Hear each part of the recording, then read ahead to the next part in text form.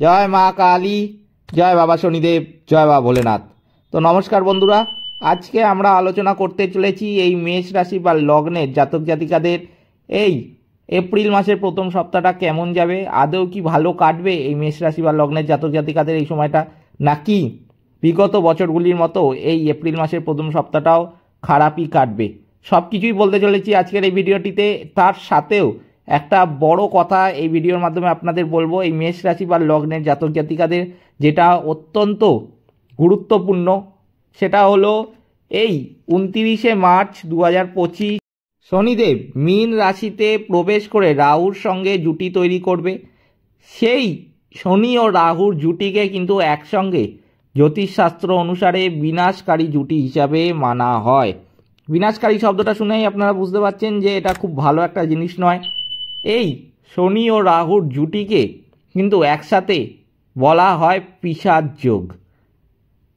পিশাচ যোগের প্রভাব কিন্তু মানব জীবনের উপর যে কোনো রাশির হোক না কেন প্রত্যেকটি মানুষের উপর কিন্তু পড়বে।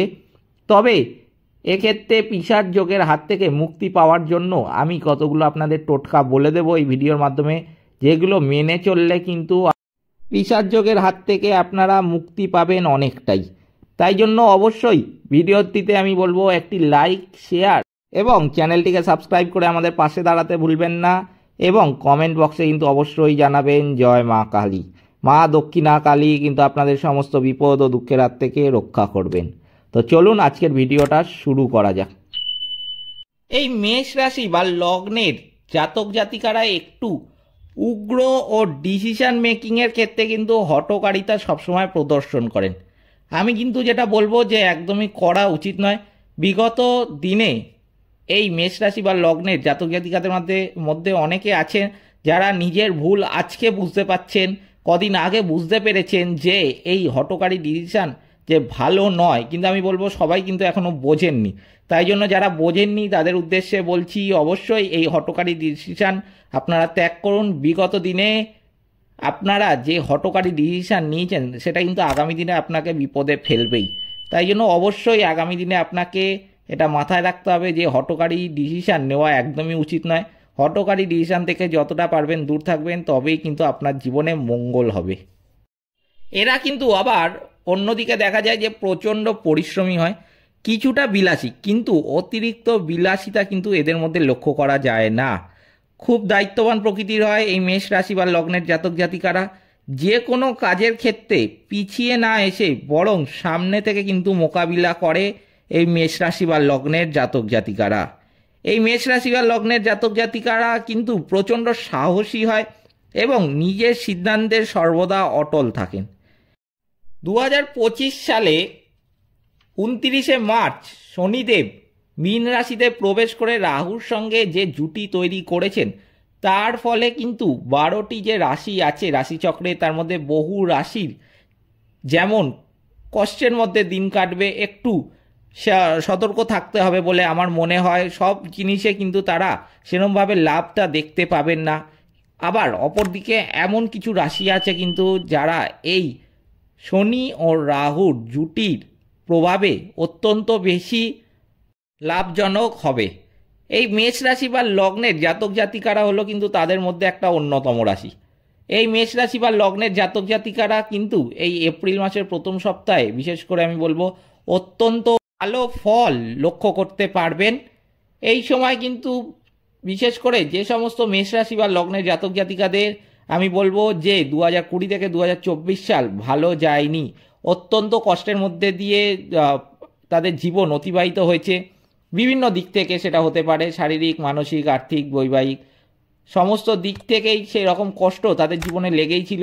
কষ্ট শেষ হচ্ছিল না, এমনকি সমস্যার পর সমস্যা এরমভাবেই কিন্তু তাদের জীবন অতিবাহিত হচ্ছিল। সেই সমস্ত মেষ রাশি বা লগ্নের জাতক জাতিকাদের কিন্তু এই এপ্রিল মাসের প্রথম সপ্তাহে সমস্ত রকম সমস্যা যেটা এত বছর ধরে চলছিল, সেই সমস্যাগুলির কিন্তু সমাধান পেতে চলেছেন। এই মেষ রাশি বা লগ্নের জাতক জাতিকারা কিন্তু বিভিন্ন দিক থেকে এই সময় অত্যন্ত লাভবান হয়ে থাকবেন। এই সময় কিন্তু আমি বলবো টাকা আসবে এই মেষ রাশি বা লগ্নের জাতক জাতিকাদের, তবে সেটা বেহিসাবি খরচ করলে চলবে না। বেহিসাবি টাকা কিন্তু খরচ করতে যাবেন না এই সময়। বিলাসিতাটা বাড়তেও দেখা যেতে পারে, যেহেতু আপনাদের এই সময় অর্থ বহুগুণ বাড়বে, তাই জন্য বিলাসিতাটাকে কিন্তু যতটা পারবেন ত্যাগ করবেন, বিলাসিতাটাকে যতটা পারবেন নিজেদের থেকে বিরত রাখবেন। কারণ এই সময় আপনার কাছে পয়সা আসছে বলেই সেটা যদি আপনি কোনো বাজে কাজে খরচ করেন, বিলাসিতা দেখান, তাহলে কিন্তু আগামী মাসে আমি বলবো পয়সা আপনার কাছে নাও আসতে পারে। তখন কিন্তু আপনাকে যেই পয়সাগুলো আপনি বিলাসিতা দেখিয়ে খরচ করলেন সেইগুলো কিন্তু কথা মনে পড়বে এবং সেইগুলোর জন্য আরও বেশি আপনি কষ্টও পাবেন। এছাড়াও কিন্তু আমি বলবো যে ভগবান আপনাকে আর আগামী দিনে কিন্তু পয়সার দিক থেকে সাহায্য করবে না, কারণ ভগবান আপনাকে একবার পয়সা দিয়েছিল, আপনি সেটা রাখতে পারেননি। তাই জন্য অবশ্যই পয়সা যখন আসবে আপনার কাছে, যখনই এই সময় অর্থ আসবে, আমি বলবো যে অবশ্যই সেটাকে সঞ্চয় করার চেষ্টা করবেন যতটা পারবেন। এছাড়া আমি বলবো যেটা আপনি অনেকদিন ধরে ভেবেছিলেন কোনো কাজ, সেটা যেন অবশ্যই ভালো কাজ হয়। এছাড়া আমি বলবো যে বহু মেষরাশি বা লগ্নের জাতক জাতিকাদের কিন্তু যেহেতু নিজেদের কথাই ঠিক বলে মনে হয়, তাই জন্য হতে পারে যে কোনো খারাপ কাজকেই আপনারা ভাবছেন যে ভালো কাজেই তো খরচা করছি। আমি বলবো ভুলেও কিন্তু যে কোনো কাজ করার আগে একবার গুরুজনদের থেকে আপনাদের বাড়ির দরকার পড়লে সেটা জিজ্ঞেস করে নেবেন, একবার পরামর্শটা করে নেবেন যে আদৌ ওটা ঠিক কাজ কিনা, ভালো কাজ কিনা। যদি ভালো কাজ হয় অবশ্যই সেই কাজে আপনি অর্থটাকে খরচ করুন, আপনি কিন্তু বহুগুণে সেই অর্থ আগামী দিনে ফেরত পাবেন। কিন্তু আমি বলবো যদি বাজে কাজে এই অর্থটাকে খরচ করেন তাহলে কিন্তু আর ফেরত পাবেন না, আর হতে পারে আগামী দিনে ভগবান আপনাকে আর অর্থের দিক থেকে কোনোদিন সাহায্যও করলো না। তাই জন্য অবশ্যই আমার কথাটাকে মাথায় রাখবেন। এরপর যেটা আমি বলবো যে এই সময় এই মেষ রাশি বা লগ্নের জাতক জাতিকাদের উদার নৈতিকতার মানসিকতা কিছুটা পরিবর্তন কিন্তু 2024 সালে দেখা গেছে। তখন তারা নিজেদের ক্ষতি নিয়ন্ত্রণ করতে কিন্তু পারেননি। তাই মেষদের অবশ্যই যেটা করতে হবে, যেটা নিজেকে ভালোবাসতে হবে, এদেরকে সতর্ক থাকতে হবে যাতে কর্মক্ষেত্রে বা ব্যবসা ক্ষেত্রে করা ভালো কোনো কাজের ক্রেডিট অন্য কেউ না নিয়ে চলে যায়। অনেক সময় দেখা যাচ্ছে যে এই মেষ রাশি বা মেষ লগ্নের জাতক জাতিকারা প্রয়োজনের থেকে অত্যন্ত বেশি খরচ করে ফেলে, মাসের শেষে কোনো সেভিংস কিন্তু এরা করতে পারছে না। সেক্ষেত্রে এদের একটু পরিকল্পনা করে খরচ করতে হবে, কোনো এমার্জেন্সি ছাড়া বেহিসাবি খরচ কিন্তু এখানে করা চলবে না। এই এপ্রিল মাসের প্রথম সপ্তাহে আপনাদের জীবনে অনেক পরিবর্তন ঘটবে। যদি চিন্তা ও পরিকল্পনা সঠিক হয় তাহলে কিন্তু আপনারা জীবনে অত্যন্ত শুভ ফল আগামী দিনে পেতে চলেছেন।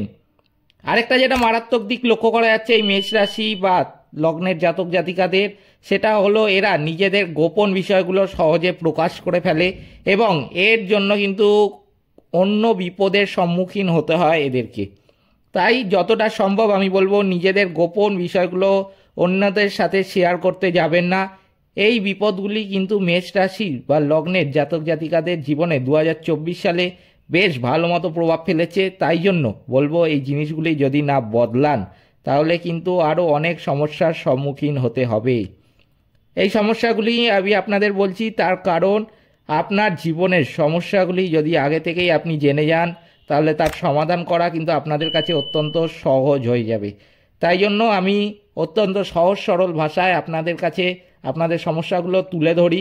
এই সময় পারিবারিক জীবন কিংবা বৈবাহিক জীবন আমি কিন্তু বলবো, এছাড়াও যেটা আরেকটা দিক এই মেষ রাশি বা লগ্নের জাতক জাতিকাদের খুব একটা চিন্তার বিষয়, সেটা হলো প্রেম জীবন। আমি কিন্তু বলবো সমস্ত দিকই কিন্তু এই সময় ভালো কাটবে, কোনো খারাপ বা কোনো ঝগড়া ঝামেলা কিন্তু এই সময় হতে দেখা যাবে না।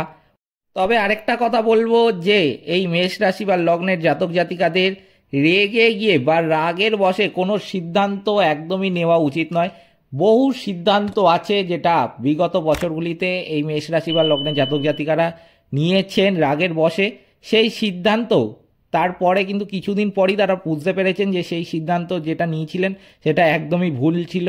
তাই জন্য আপনারা আগের থেকে কিন্তু সতর্ক থাকুন। এই সময় কিন্তু কোনো রাগের বশে সিদ্ধান্ত নিতে যাবেন না।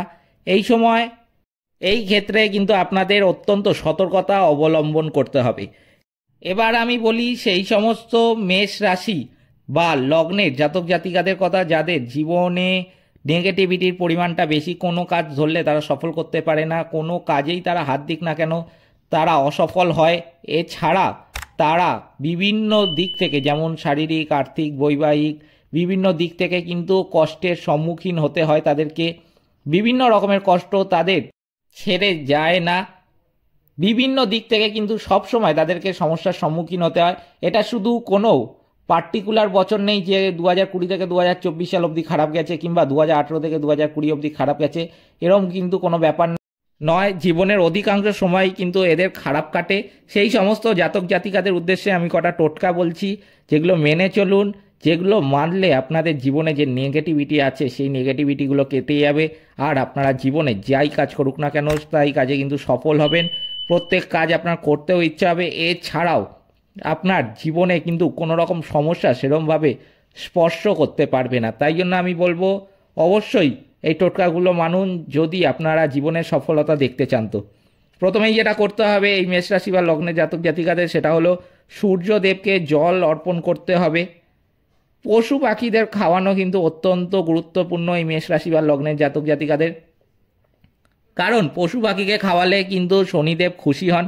শনিদেব খুশি হলে তবেই কিন্তু আপনাদের জীবনের উপর শনিদেবের আশীর্বাদ এসে পড়বে এবং শনিদেবের নেগেটিভিটিগুলো কিন্তু আপনারা জীবন থেকে কাটিয়ে উঠতে পারবেন।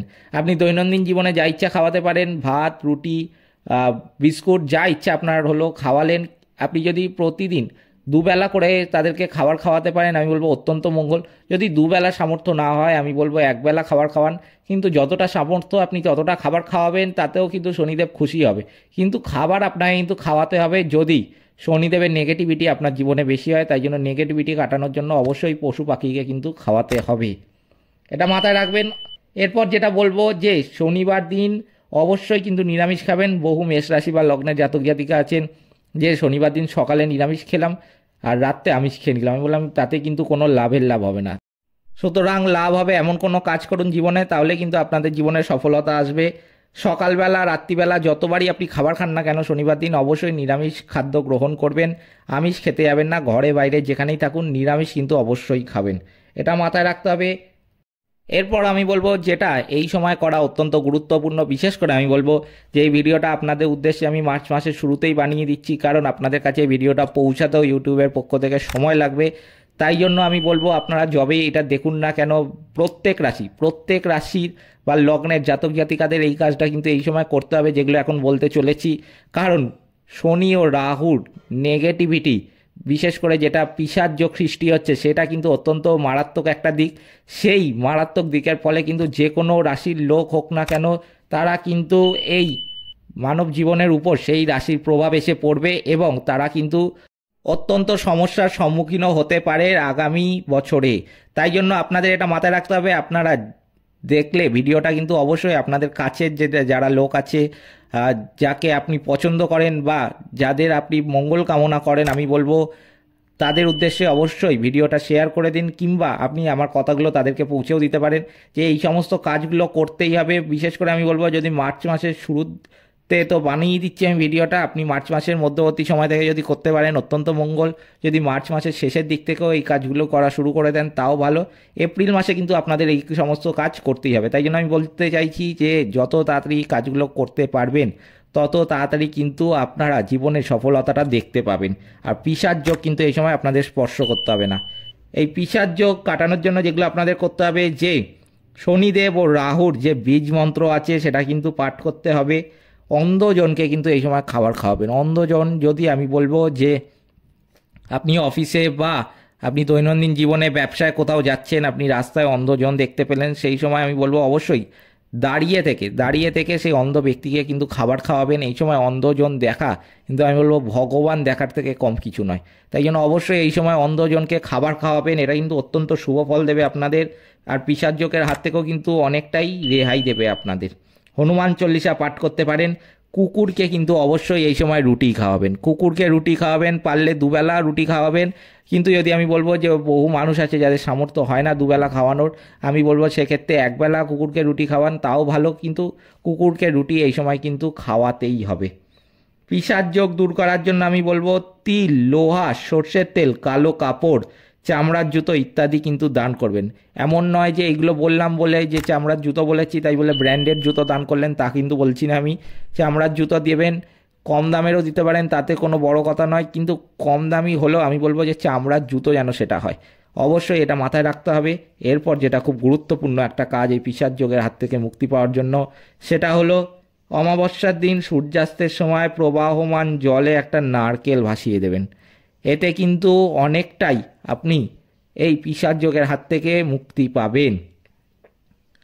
প্রতিদিন সংকটমোচন হনুমান অষ্টক আর সুন্দরকাণ্ড পাঠ করতে পারেন, এতেও কিন্তু পিশাচ যোগের হাত থেকে অনেকটাই রক্ষা পাবেন।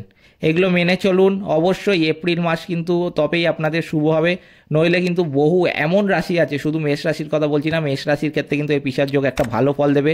তবুও মেষ রাশি বা লগ্নের জাতক জাতিকাদের মানতে হবে, কারণ এই সময় বহু মেষ রাশি বা লগ্নের জাতক জাতিকাদের যেটা বললাম, যে যদি জন্ম ছকে বা জন্ম কুণ্ডলিতে গ্রহরা খারাপ অবস্থানে থাকে, নেগেটিভিটি প্রচুর হয়, জীবনে কোনো ভালো কাজ করতে পারেন না, তাদের কিন্তু অবশ্যই করতে হবে। এছাড়াও আমি বলবো যেটা, যে আপনাদের আশেপাশে যাদেরকে আপনি চেনেন বা আপনি জানেন বা যাদের আপনি মঙ্গল কামনা করেন, তাদের উদ্দেশ্যে কিন্তু অবশ্যই ভিডিওটা শেয়ার করে দিন। কারণ প্রত্যেকটি রাশির এই সময় কিন্তু আমি বলবো প্রত্যেকটি রাশির কিন্তু এই পিশাচ যোগের হাত থেকে মুক্তির জন্য এগুলো মানতে হবে। পিশাচ যোগ কিন্তু একবার আপনি ধরে ফেললে আপনাকে বহু রাশির কিন্তু এই সময় সর্বনাশ করতে চলেছে। সেই জন্য আমি বলবো যে অবশ্যই এইটা শেয়ার করে দেবেন ভিডিওটা। এই ছিল মেষ রাশি বা লগ্নের জাতক জাতিকাদের এপ্রিল মাসের প্রথম সপ্তাহের রাশিফল। ভিডিওটিতে অবশ্যই একটি লাইক, শেয়ার এবং চ্যানেলটিকে সাবস্ক্রাইব করে আমাদের পাশে দাঁড়াতে ভুলবেন না, এবং কমেন্ট বক্সে কিন্তু অবশ্যই জানাবেন জয় মা কালী। সকলে ভালো থাকবেন, সুস্থ থাকবেন, নমস্কার।